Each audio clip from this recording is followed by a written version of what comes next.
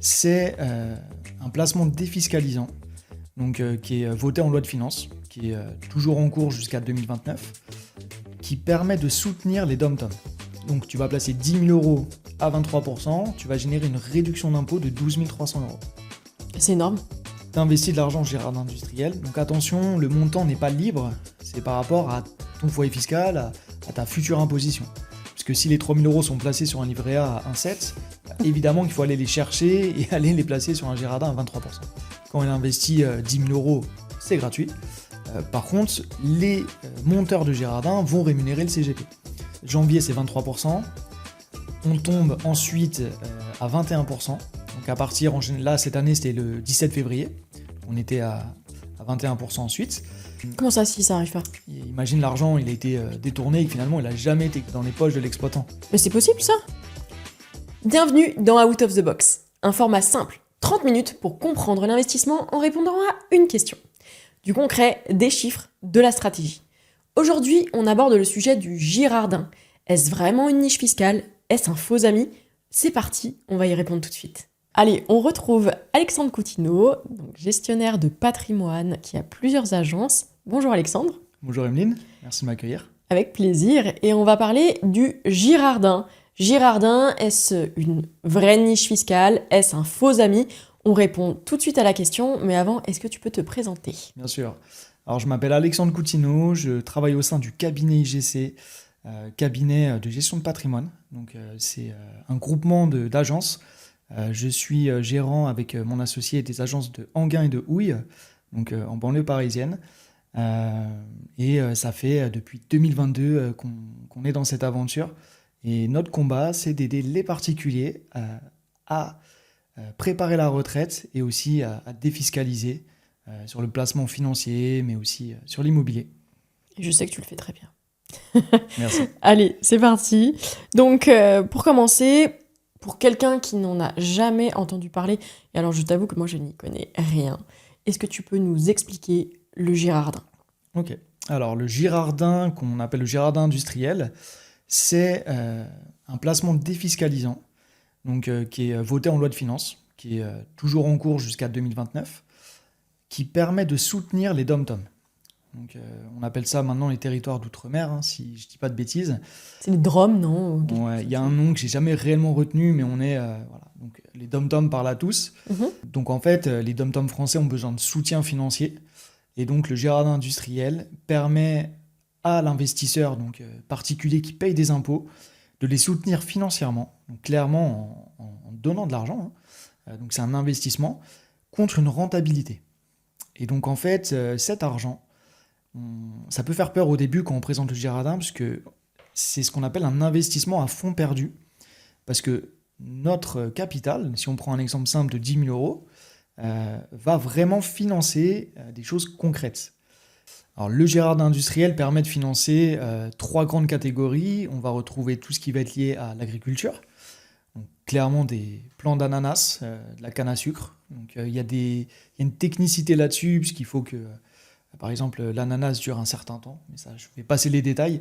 On va financer tout ce qui va être matériel agricole aussi, donc industriel. Et on a la possibilité aussi même d'investir dans du tourisme, etc. Donc c'est vraiment le soutien économique des DOM-TOM. C'est plutôt beau, puisqu'on sait exactement à quoi sert notre argent. Et on a même des rapports qui montrent sur quoi a été investi cet argent en telle année. C'est vrai que c'est assez rare, parce que la plupart du temps, on met de l'argent dans des dispositifs, et tu sais pas vraiment de comment est utilisé tous ces fonds. Là, en l'occurrence, tu as donc des connaissances sur les champs d'ananas? Quelques connaissances. Ça remonte un petit peu. Mais bien sûr, j'ai des connaissances en canne à sucre, champs d'ananas. J'ai fait un petit voyage à Maurice, du coup, aussi. J'ai pu regarder et comprendre comment fonctionnait la canne à sucre, ce qui est l'équivalent même en Guadeloupe. Ouais. Donc, il y a quelques connaissances là-dessus. Donc, ça veut dire que j'utilise le Girardin industriel, je mets de l'argent qui est de l'argent à fonds perdu, qui va potentiellement financer des champs d'ananas. Clairement, ouais. Et après? Alors après, tu vas déclarer. Alors, pour reprendre le schéma depuis le début, comme tu dis, tu investis de l'argent en jardin industriel. Donc attention, le montant n'est pas libre, c'est par rapport à ton foyer fiscal, à ta future imposition. Ok. Si par exemple tu payes 10 000 euros d'impôts, tu vas pas mettre 20 000 euros en Girardin. Donc il va falloir mettre moins pour s'adapter. L'objectif de tes 10 000 euros d'impôts, c'est d'avoir une réduction d'impôt de 10 000 euros. Donc il va falloir calculer le montant que tu vas devoir investir en Girardin. Parce que le Girardin, c'est une réduction d'impôt. Donc pour faire simple, on va partir du principe que tu payes 12 300 euros d'impôts. Tu verras pourquoi c'est simple. Il a prévu son exemple. Ouais, c'est un exemple plutôt classique.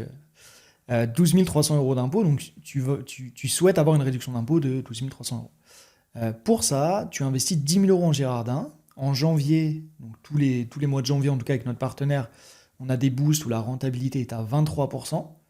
23%. 23%, ouais. C'est une belle rentabilité quand on parle en placement financier pur. Donc tu vas placer 10 000 euros à 23%, tu vas générer une réduction d'impôt de 12 300 euros. C'est énorme.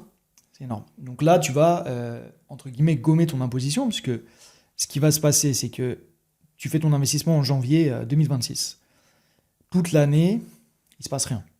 Au mois de mai 2027, tu vas déclarer ton Girardin. Donc c'est quelques cases à cocher. Donc là-dessus, tout est déjà préparé et écrit en PDF. L'investisseur, il a juste à compléter sa déclaration d'impôt. L'État comprend que tu as fait un Girardin industriel et va t'appliquer la réduction d'impôt de 12 300 euros. C'est très simple. D'accord. Tu as fait, entre guillemets, aussi une avance d'impôt. Pour la première fois, ce qui se passe, c'est que tu as un prélèvement à la source. Donc en fait, l'État, il va faire la balance entre ce que tu lui as donné, ta future imposition. Donc avec le Girardin, on arrive à 0. Du coup, il va te rendre ton capital. Puisque tu as donc... oui, tu as été prélevé tous les mois, donc ils te les rendent. Ouais. D'accord. Donc ça t'amène à 0. Ça t'amène à 0, et comme tu as donné du prélèvement à la source à foison, du coup, l'État te le rend. Ok. Après, à partir de 3 ans, en général, ils comprennent que le Girardin industriel, tu le fais quand même tous les ans. Et donc là, en général, tu as adapté ton prélèvement à la source à 0. Et donc, dans ce cas-là, c'est considéré comme une avance d'impôt. Tu payes tes impôts en avance, finalement. Avec une décote, comme si tu avais une décote de 23%, finalement. C'est paye tes impôts en janvier 2026, tu vas gagner 2300 euros, tout simplement. Mais alors attends, puisque j'ai amené mon imposition à 0, pourquoi est-ce que je paierais mon impôt en janvier à 2300 euros? Ouais. Tu l'as amené à 0 parce que tu as payé ton imposition à l'avance à travers le Girardin. Tu as donné 10 000 euros. Ouais. Tu reçois une réduction de 12 300. Donc toi, ton gain réel, il est de 2300 euros. D'accord. Ah, c'est eux me rendre cet argent-là? Fais-moi le schéma factuel. Donc vraiment, là, déjà, c'est pour qui? C'est pour des gens qui payent beaucoup d'impôts. Ouais. Donc c'est une tranche marginale d'imposition. Pareil, c'est au-delà de... Non. Là, on va plutôt parler en montant d'imposition. Théoriquement, le Girardin industriel, à partir de, on va dire, 1 500 euros d'impôts, on peut le faire avec certains partenaires. Nous, notre partenaire, ça va être à partir de 3 000 euros d'impôts. Puisque nous, en tant que CGP, on va être rémunéré sous forme d'upfront. Donc en fait, c'est un produit qui est totalement gratuit pour l'investisseur. Quand il investit 10 000 euros, c'est gratuit. Par contre, les monteurs de Girardin vont rémunérer le CGP. Et la plupart des CGP et des monteurs de Girardin, en dessous de 3 000 euros, c'est pas assez rentable. On peut le faire, pourquoi pas, mais partons du principe qu'à partir de 3 000 euros, là, on peut commencer à se poser la question de pouvoir faire un Girardin. Donc 23% de 3 000 euros, c'est pas non plus énorme, mais si on compare à un placement financier classique, c'est totalement jouable. Il faut le faire. Parce que si les 3 000 euros sont placés sur un livret A à 1,7, évidemment qu'il faut aller les chercher et aller les placer sur un Girardin à 23%. D'accord. Donc je vais placer mon argent sur un Girardin qui va financer X choses, donc par exemple les fameux champs d'ananas. Ouais. Et donc là, je le fais. Alors tu as parlé de janvier. Ouais. D'accord. Est-ce que ça veut dire qu'il faut absolument le faire en début d'année et je perds une partie de mon année si je le fais plus tard ou pas? Est-ce que on conseille à tout le monde de le faire en janvier? Alors 50% de la collecte, en tout cas chez nous, se fait en janvier. D'accord. Tout simplement parce que la rentabilité, elle est dégressive. Janvier, c'est 23%. On tombe ensuite à 21%. Donc à partir, là, cette année, c'était le 17 février. On était à 21% ensuite. Et chaque trimestre, on va perdre des points. Tout simplement. Et donc, ça fait concrètement 23, 21, 19%, 17% et le dernier trimestre, donc Ouais. même en décembre, du coup, c'est 15%. Donc, c'est mieux de le faire en janvier-février. Je place mon argent.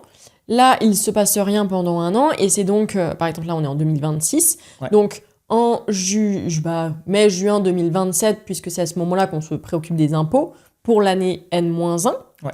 Et donc là, concrètement, je t'écoute. Alors là, concrètement, tu déclares au mois de mai que tu as fait un Girardin. L'État Ouais. te dit très bien, merci. Sur ton avis d'impôt, tu verras qu'il y a la réduction d'impôt qui est notée. Et après, c'est la balance du trop donné à l'État et ce qu'ils doivent te rembourser. La plupart des gens, ils doivent donner en plus à l'État. Là, du coup, c'est l'inverse. On va récupérer de l'argent et en général, c'est reçu par virement au mois de juillet. Ok, puisque de toute façon, pendant toute cette phase-là, j'ai aussi eu le prélèvement à la source. Donc ça veut dire que j'ai donné de l'argent pour mes impôts. Ouais. Tu me dis si je me trompe, j'essaye que ça soit fluide et plus facile pour qu'on le comprenne. Donc je traduis avec ce que je comprends aussi. Tu fais bien. Donc j'ai le prélèvement à la source, j'ai payé les impôts, j'ai mon Girardin, je fais ma déclaration, on se dit « oulala, mais vous avez trop donné ». Donc l'État me rembourse ces sommes que j'ai trop données avec le prélèvement automatique, d'accord ? Et ensuite, je recommence pour l'année d'après en janvier. Et c'est là où tu me dis qu'eux ont pris une habitude. Le Girardin est un investissement one-shot. Il n'y a pas d'abonnement, on le fait une fois. Et si on souhaite le refaire l'année d'après, on le refait l'année d'après. Donc, évidemment, les investisseurs, à partir du moment où ils le font une seule fois, le refont après chaque année. Tout dépend quand on rentre dans l'année. Quelqu'un qui investit en Girardin en décembre 2025, ce qui a été le cas là, pour la première fois, on arrive après au mois de janvier 2026, c'est une nouvelle année. Est-ce qu'il veut se positionner directement sur janvier 2026 ? Il faut qu'il ait la trésorerie pour ça. S'il a la trésorerie, bien sûr, s'il n'a pas la trésorerie, il va attendre de récupérer le capital donc au mois de juillet et il va se repositionner sûrement en juillet. Alors attends, j'ai quelque chose qui me vient en tête, c'est que je me dis, on a dit que c'était à fond perdu, donc ça veut dire que j'ai un montant d'impôt, j'ai 12 000 euros d'impôt. Ouais. Je mets mes 12 000 euros sur le Girardin en janvier. 10. Mes 10 000 euros, pardon. Mes 10 000 euros, d'accord. Mais ça veut dire que j'ai quand même perdu ces 10 000 euros. J'ai gagné, en gros, j'ai gagné ces 2 000 euros, c'est ça ? Ouais, tu gagnes 2 300 euros. D'accord, ok. Mais ça, c'est le gain. Et ton capital, en fait, il est soit restitué parce que tu as trop donné à l'État en termes d'imposition, soit c'est les 10 000 euros que, quoi qu'il arrive, tu aurais dû donner en termes d'imposition. Ok. Donc, ça veut dire que j'avance mes impôts et au lieu de les donner aux impôts, je les mets pour une cause, en l'occurrence pour l'agriculture, etc., dans les îles. Ouais. D'accord ? Et le delta que j'ai avec mes impôts, je le récupérerai à la fin ? Ouais, au mois de juillet, ouais. Au mois de juillet. Ok. C'est Quelqu'un- pas évident à comprendre. C'est pas évident parce qu'il y a plusieurs manières de l'appréhender. La personne qui le fait la première fois, il va se dire oui, mais moi j'investis, je fais comme une avance d'imposition, mais à côté j'ai quand même mon prélèvement à la source, parce qu'on peut pas forcément l'arrêter. Et là il peut le prendre comme une punition. Moi, je pense que la bonne manière de voir les choses, c'est se dire c'est un placement financier qui nous est permis à travers l'investissement dans les dom-toms, mais de 23%. Et après on verra tout à l'heure, mais c'est garanti. Et normalement ça n'existe pas, du 23% capital et gain garanti. J'ai du mal à entendre le mot garantie quand on parle de placement financier. Moi, ça me hérisse les poils. Donc, tu peux nous développe-moi cette partie parce que ça me semble tellement improbable. Ça marche. Le Girardin comporte des risques. Il peut des fois avoir mauvaise presse chez certains acteurs ou des mauvaises expériences parce que c'est risqué. Il faut que l'argent arrive à l'exploitant. On va imager avec quelqu'un qui gère un champ d'ananas. Évidemment, cet argent, il faut qu'il arrive à lui. Et alors, c'est pas 100%, puisqu'il y a des monteurs, etc., qui se rémunèrent forcément. L'investisseur est rémunéré aussi là-dessus. Donc, il y a une partie qui doit arriver à cet exploitant. Première étape, si ça n'arrive pas, le Girardin il remet en question risque. Comment ça, si ça n'arrive pas ? Imagine l'argent, il a été détourné et que finalement, il n'a jamais été dans les poches de l'exploitant. Mais c'est possible, ça ? Quelqu'un qui monte un Girardin et qui fait soit un défaut de gestion, soit qui n'est pas sérieux, c'est des sociétés, c'est des SNC. Qui décrète, aujourd'hui, je monte une SNC, dans les îles et je crée un Girardin, c'est ça? C'est très compliqué à créer, il y a très peu d'acteurs qui le font parce que justement c'est des usines à gaz, mais tout risque est identifié et maîtrisé. Et ce risque-là, c'est un risque. Alors, est-ce que ça peut arriver? Théoriquement, oui. Est-ce que c'est arrivé? Non. Okay. Ça doit être quand même bien contrôlé.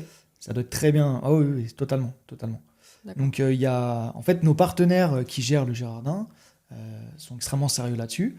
Et du coup, ils ont plein de contrôles. Et ça permet, en fait, d'engager leurs responsabilités avec une garantie. Leur responsabilité personnelle? Ouais, sur leur trésorerie, ouais. Donc, c'est pour ça que c'est garanti et c'est un acteur qui est sérieux à ce niveau-là. Donc, les risques, ça va être... l'argent, il faut qu'il arrive à l'exploitant. Il faut qu'il achète ses ananas. Évidemment, s'il achète une plaie, ça ne fonctionnera pas. c'est un exemple que je donne beaucoup en rendez-vous. Faut que la durée d'exploitation du matériel dure 5 ans. Et j'en ai peut-être oublié un. Faut qu'il soit productif, le matériel. Mais ça veut dire que je mise aussi sur la bonne foi et l'honnêteté des gens, non? Non. Oui et non. Parce que sur le système, oui, mais toi, en tant qu'investisseur, non. C'est tellement bien fait et tellement garanti qu'en fait, il y a beaucoup de contrôle, il y a des rapports. Ouais, ça, on le sait pas. On peut le savoir, mais on regarde pas. Tous les risques qui sont inhibés, en fait, c'est que, évidemment que l'argent arrive à l'exploitant, évidemment que le matériel acheté est contrôlé. Pour ça, notre partenaire fait des contrôles 3-4 fois par an dans les îles. Donc, du coup, c'est agréable pour eux aussi, parce qu'ils adorent. Donc, un des risques, c'est de le faire aussi avec des partenaires contrôlés. Donc, ils ont déjà leur barrière de contrôle. Et actuellement, ils le font sur Guadeloupe, Martinique, Réunion. D'accord. Donc, ils le font sur les principales îles. Tout ça parce qu'ils ont des partenaires sérieux. Sinon, s'ils avaient un partenaire sérieux à Mayotte, ils auraient ouvert Mayotte. Le jour où ils en trouvent un, il y aura Mayotte. Parce que ça aura été... Donc c'est assez rare quand même, il n'y en a pas partout. Ils sont très exigeants là-dessus, ouais. Parce que c'est un marché qui est colossal et du coup, il faut pouvoir apporter une garantie, surtout que leur garantie, on va y arriver, cette garantie-là, c'est sur leurs fonds propres. Si le Girardin est remis en question par l'administration fiscale, c'est ça le plus gros risque. C'est que l'État français dit, il y a eu un bug à ce niveau-là, on pense qu'il n'a pas acheté des ananas, mais qu'il a acheté une plaie, remise en question. Et donc, en cas de remise en question, ils peuvent ne pas octroyer la réduction d'impôt. Le risque du Girardin, c'est ça. En tout cas, pour l'investisseur. C'est que l'État dise, non, désolé, on a fait nos contrôles, ça ne fonctionne pas de réduction. Il y a une petite clause qui dit si jamais il y a remise en question et ça ne fonctionne pas, en fait, mes fonds, c'est là, en l'occurrence que mes fonds sont perdus et je me fais bananer et je dois payer tous mes impôts classiquement et c'est fini. Ouais. Alors, nous, ce qu'on a systématiquement sur nos Girardins, c'est une garantie fiscale. Normalement, ça coûte 2 points de rentabilité. Donc là, pour nous, elle est offerte et pour nos clients aussi. Et la garantie fiscale engage le monteur du Girardin à indemniser l'investisseur en cas de problème. Donc, alors, il l'indemnise sur son capital, mais aussi sur les gains. D'accord. Et donc, c'est comme ça que si on fait un gros raccourci, on est quand même capable de proposer un placement à 23%, donc au plus haut, capital garanti et gain aussi. Chose qui n'existe pas. Et ce placement est gratuit. Donc, ils sont suffisamment à l'aise pour présenter que le capital est garanti, même s'il ne l'est pas, puisqu'il se déplace et qu'il y a des contrôles très régulièrement qui sont faits, etc. C'est ça ? Ils sont à l'aise parce que c'est un acteur, c'est un des meilleurs acteurs du Girardin en France, qui ont 20 ans d'expérience. Dans le Girardin, c'est aussi vieux ? Le Girardin, c'est vieux, ouais. Alors, est-ce que le Girardin a 20 ans ? Je suis pas assez sûr pour le dire. Mais le Girardin n'a pas 2 ans. C'est un dispositif qui existe depuis longtemps. Parce qu'on en parle assez peu, je trouve. Ça revient très souvent. Parce qu'en fait, quand on l'explique, 23% de rentabilité, capital et gain garanti, et c'est gratuit pour l'investisseur. Je dis, mais pourquoi j'ai pas entendu parler de ça avant ? Mon opinion, elle est simple. C'est que la première fois qu'on a rencontré nos partenaires de Girardin, ils ont dit la collecte moyenne chez nous, c'est 12 000 €. Donc là, aujourd'hui, c'est sûrement plus. 12 000 € de collecte moyenne, ça veut dire que les clients de Girardin payent au moins 15 000 € d'impôts. Oui. En moyenne. 15 000 € d'impôts, si on regarde la pyramide des salaires, je ne suis même pas sûr que ça soit les 5% de la population française. Pour moi, le Girardin est connu par rapport au CGP et leurs clients et du coup des des personnes qui qui payent à minima 15 000 euros d'impôts, en moyenne, pardon. Et donc, forcément, le grand public, non. Les banquiers ne connaissent pas. Chaque personne qui va avoir un CGP entendra sûrement parler du Girardin. Potentiellement dans la gestion de fortune. Donc. Dans la gestion de fortune, évidemment, bien sûr, puisque du coup, là, on va plafonner le Girardin. Le plafond du Girardin est assez haut, de mémoire, c'est 40 000 euros. Donc, il faut déjà les payer, ces impôts.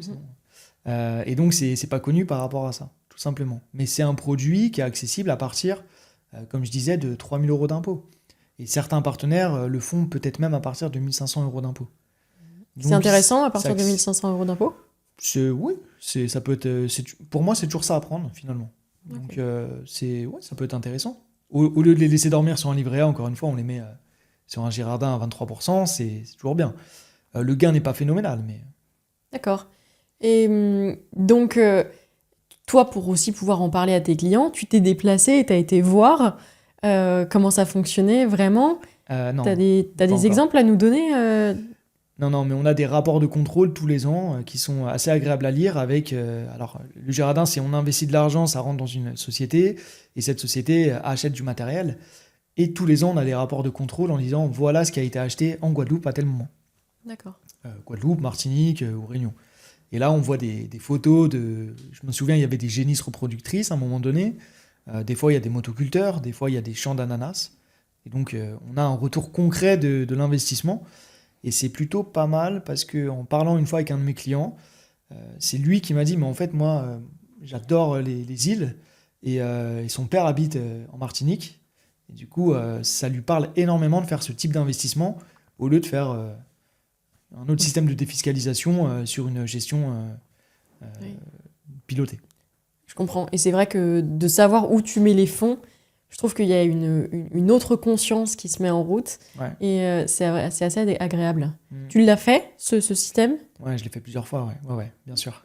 D'accord. Donc tu le conseilles vraiment ? Je l'ai refait. Alors là, pour la première fois, je l'ai fait au mois de janvier pour aller attraper la meilleure rentabilité.